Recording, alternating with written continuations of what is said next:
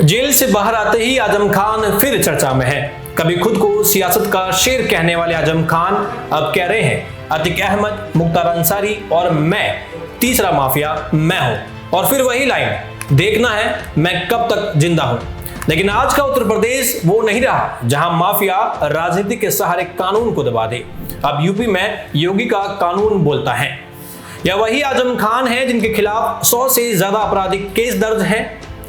जमीन कब्जाने, सरकारी संपत्ति हड़पने, अवैध निर्माण, धर्म के नाम पर भड़काने और सरकारी दस्तावेजों में फर्जीवाड़े जैसे गंभीर आरोप। रामपुर की जौहर यूनिवर्सिटी, जो कभी शिक्षा का मंदिर कही गई, आज अवैध जमीन कब्जे का प्रतीक बन चुकी है। किसानों की जमीनें, सरकारी स्कूलों की संपत्तियां, सब कुछ विकास और अल्पसंख्यक शिक्षा के नाम पर हड़प ली गई।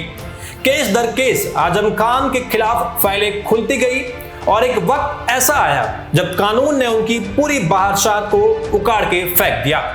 सपा सरकार के दौर में आजम खान सिर्फ मंत्री नहीं थे, बल्कि मुस्लिम वोट बैंक की राजनीति का चेहरा थे। अखिलेश सरकार के समय हर बड़े फैसले में तुष्टीकरण की झलक साफ तौर पर दिखाई देती थी। कभी वक्फ संपत्ति के नाम पर सरकारी जमीन दी गई, कभी पुलिस की कार्रवाई पर धर्म का रंग चढ़ाया गया। आखिर में ये वही पॉलिसी थी जिसमें यूपी में कानून की जगह समुदाय विशेष की राजनीति को मजबूत किया गया था। लेकिन 2017 के बाद कहानी पलट गई।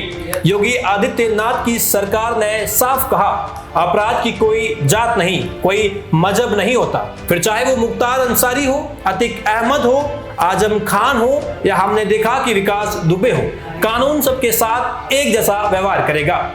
जौहर यूनिवर्सिटी की अवैध संपत्तियों पर बुलडोजर चला। रामपुर में कब्जाई गई सरकारी जमीन वापस ले ली गई। जहां वोट बैंक के लिए पहले कानून झुकता था, आज उसी उत्तर प्रदेश में कानून सबसे ऊंचा खड़ा है। आजम खान चाहे खुद को तीसरा माफिया कहे या सियासत का शिकार, सच्चाई यह है कि उन्होंने सत्ता के नाम पर धर्म और डर दोनों का इस्तेमाल किया और आज वही सिस्टम उसी भाषा में उन्हें जवाब भी दे रहा है। कानून के आगे सब बराबर हैं।